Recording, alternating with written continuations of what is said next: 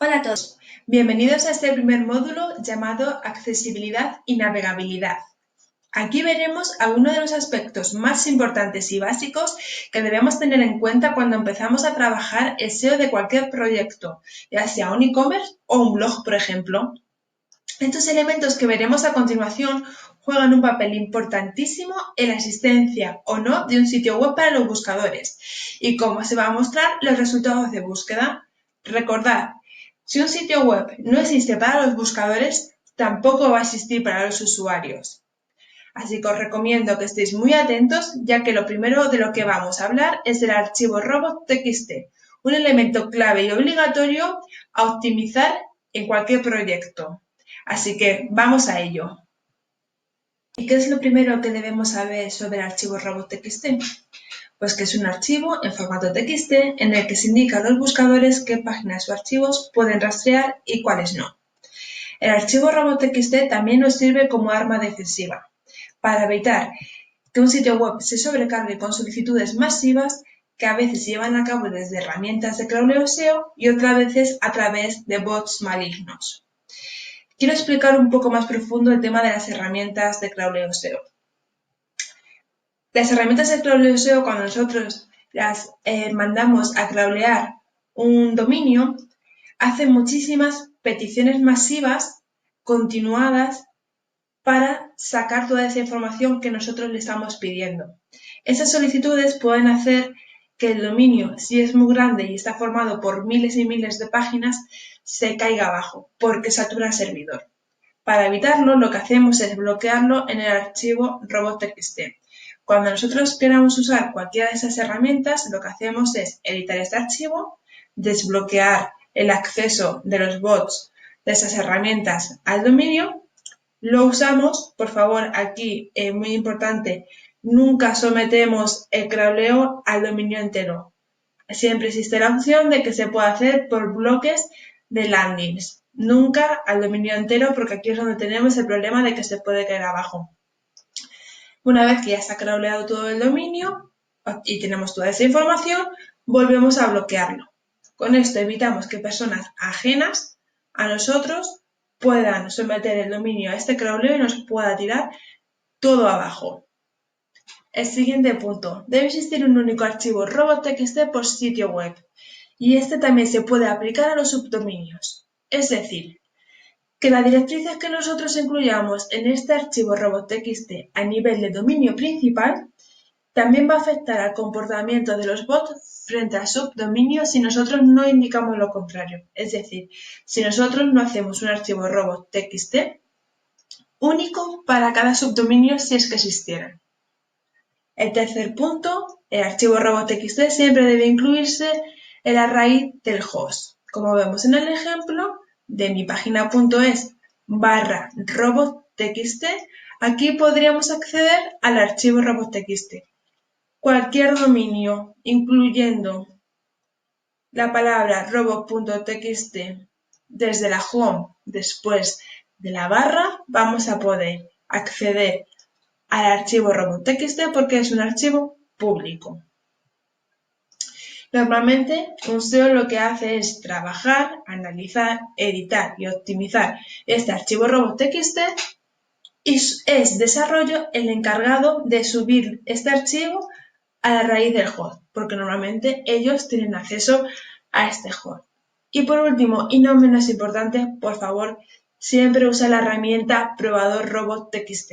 Es una herramienta gratuita de Google en la que nosotros podemos hacer simulacros de qué páginas y qué archivos están siendo bloqueados y cuáles no para los bots de Google, que al fin y al cabo el buscador de Google es el buscador más usado y los bots de Google son los más comunes, ¿vale? Entonces, haciendo estos simulacros vamos a entender cómo estos bots trabajan con nuestro dominio y a qué archivos y a qué páginas acceden y a cuáles no.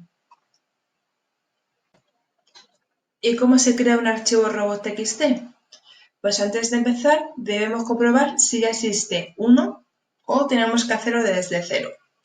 Para comprobar si existe un robots.txt es lo que os comentaba en la diapositiva anterior. Siempre cogiendo lo que es la raíz del dominio, añadimos el /robots.txt y ahí aparecería si el dominio cuenta con un archivo robots.txt. O simplemente a través de la herramienta de probador de robots.txt podemos verlo. Como vemos aquí en esta diapositiva, en el pantallazo, esto es el caso de una herramienta de probador robots.txt en la que no se ha subido ni a la raíz ni ha sido detectado por el bot de Google ningún archivo robots.txt. De ahí que aparezca el mensaje de no se ha encontrado 404. Hay que saber que hay plataformas que ya cuentan con un archivo robots.txt básico, como puede ser, por ejemplo, PrestaShop. ¿Qué tenemos que hacer en estos casos? Pues revisar, analizar y editarlo si es necesario. Como consejo, copiamos y pegamos el robots.txt actual que tengamos en un bloc de notas del ordenador y editamos a partir de ahí. Siempre, por favor, siempre haciendo pruebas de los cambios que se van haciendo en la herramienta de probador de robots.txt. Hacemos simulacros, vemos si estamos bloqueando las páginas adecuadas, si estamos permitiendo el acceso a las páginas que se debe permitir el acceso, hasta que lo perfeccionemos. Una vez que lo hemos perfeccionado, guardamos el archivo en formato TXT y se lo pasaríamos al equipo de desarrollo para que lo suba a la raíz del host. Y en el caso de las plataformas que no cuentan con un archivo robots.txt, pues o lo hacemos manualmente en cualquier editor de texto, recordar siempre guardarlo en formato TXT, o podemos coger de algún otro dominio que ya lo tenga y que sepamos que está más o menos optimizado, lo usamos y a partir de aquí vamos editándolo, siempre, siempre, siempre adaptándonos al dominio con el que estamos trabajando.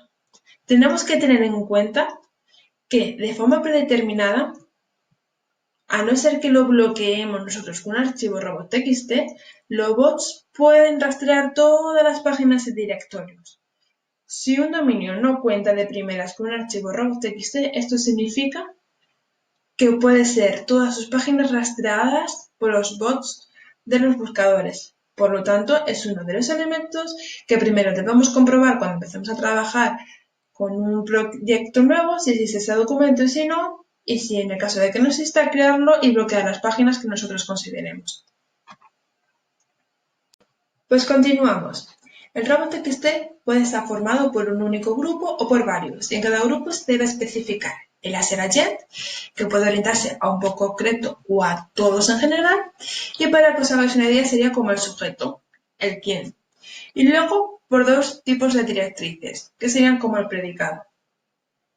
Los directorios de archivos a los que sí se puede rastrear van a llevar la directriz del allow y los que no se pueden rastrear la directriz del disallow.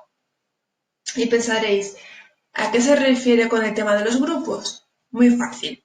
Normalmente los archivos robots.txt suelen tener o suelen estar formados por un único grupo, es decir, un único agent, que normalmente suele ser en general para todos los bots, que ahora os mostraré cómo sería, y todas las directrices van a ir orientadas a todos los bots.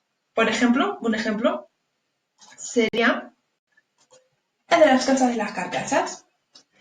Como os fijáis aquí, podéis ver que el agent tiene un asterisco. Esto significa que está orientado a todos los bots. Y aquí, a partir de este punto, tendremos todas las directrices con sus allows y sus disallows. Lo que veis con la almohadilla delante son simples comentarios. Esto no tiene ningún tipo de validez para Google, simplemente es para nosotros organizarnos la información. Pues como veis, esto sería un único grupo, porque para un único agent están todas las directrices. Ahora, vamos a ver el caso de un archivo robots.txt con dos grupos, que sería este. Aquí, si os fijáis, tenemos un primer grupo que es agent el asterisco, por lo tanto, para todos los bots, y le estamos permitiendo el acceso con el allow al directorio marketing online.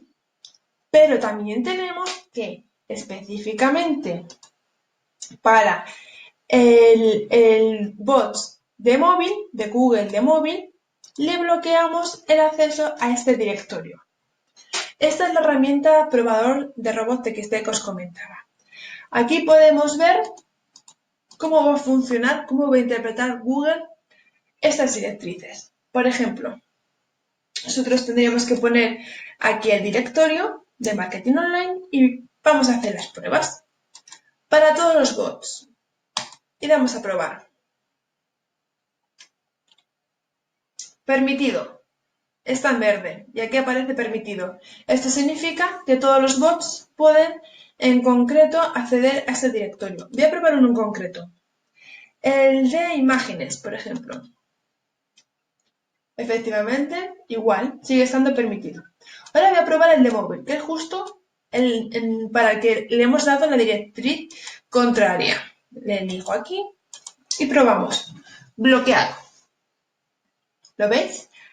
Y como veis aquí, pues tendríamos los dos grupos. Vale, volvemos a la presentación. ¿Qué más cosas debemos tener en cuenta cuando trabajamos con un archivo robots.txt? Siempre añadir en la última línea del archivo la URL completa del sitemap. Esto no es algo obligatorio, es un consejo.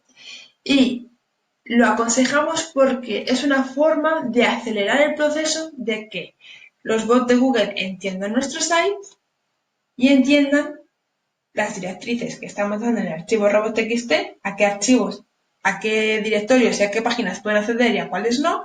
Y además, mediante ese sitemap le estamos diciendo, esas son las páginas más importantes de mi dominio, quiero que las tengas en cuenta para indexarlas.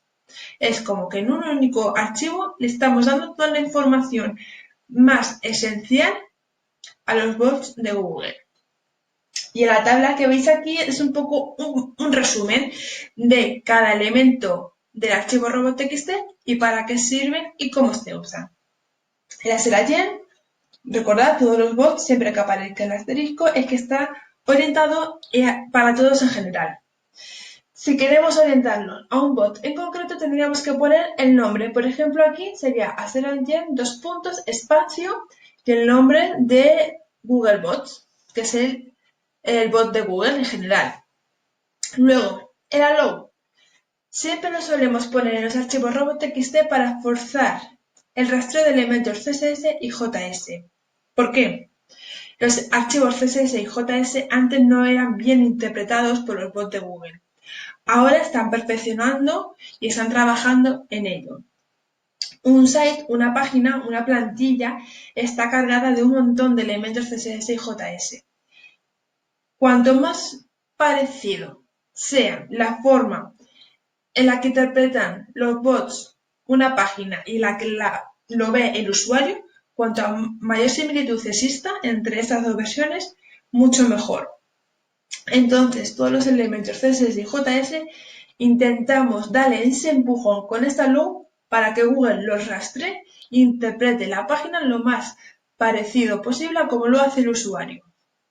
Y luego también lo vamos a usar para cuando nosotros bloqueamos, por ejemplo, con el disallow, un subdirectorio de manera genérica, pero hay una parte de ese subdirectorio, una parte concreta que sí que queremos que sea rastreada, lo vamos a ver en la diapositiva siguiente, podemos usar esta allow, ¿vale? Es el disallow para bloquear todo en general, pero un allow para que de toda esa parte general bloqueada, una parte sí que sea rastreada. El disallow lo vamos a usar para bloquear el acceso a directorios y archivos de uso interno, para bloquear el acceso a las páginas donde se solicita información personal al usuario, como su número de tarjeta, por ejemplo. Y lo que os comentaba en la primera diapositiva, el listado de bots malignos y de herramientas de crawleo SEO. Y por último, la última línea, siempre la URL completa del sitemap. Aquí lo que vamos a tratar son las directrices más usadas en un archivo robots.txt, ¿vale? Vamos a ver qué combinaciones existen y cuáles son las más comunes. Lo primero, para bloquear el rastro de todo el site, para todos los bots, lo que os comentaba, el ASLAGEN con el asterisco y el disallow con la barrita. Permitiría el rastreo, lo mismo el ASLAGEN, pero aquí con el allow y la barrita. La barrita significa todo el site, ¿vale? Bloquear el rastreo de todo el sitio web para todos los bots excepto para uno. Pues aquí tendríamos que para el de imágenes le estaríamos permitiendo el acceso para el Google Bot de imágenes, pero para el resto de bots en general le estaríamos bloqueando el acceso. Para permitir el rastreo de todo el sitio web para todos los bots excepto para uno. ¿Vale? Esto es lo contrario al anterior. Para justo el de imágenes de Google le bloqueamos el acceso con el disallow y la barra, pero para el resto se lo permitimos con el allow y la barra. Bloquear el rastreo de un directorio concreto para todos los bots. Pues aquí todos los bots con el asterisco y el disallow del directorio eventos. Para bloquear una página en concreto, pues por ejemplo sería el hacer allen para todos y el disallow para la página en concreto de eventosmadrid.html. Recordad en la diapositiva anterior que os decía el allow. Imaginaros que nosotros queremos bloquear con el disallow todo el directorio de eventos, pero casualmente la página de eventos /Madrid HTML, que es una página concreta que está dentro de este directorio, sí que queremos que sea rastreada. ¿Vale? Pues sería una combinación de el bloqueo del directorio eventos y esta parte de la página concreta de madrid.html sería con el allow. Por lo tanto, bloqueo a todos los bots el acceso al directorio de eventos, pero para esta página justo que está dentro de este directorio de eventos, quiero que sí que accedan. Y por último, para bloquear el rastreo de todas las páginas que acaban de una manera concreta. En este ejemplo, HTML, pues sería de esta manera.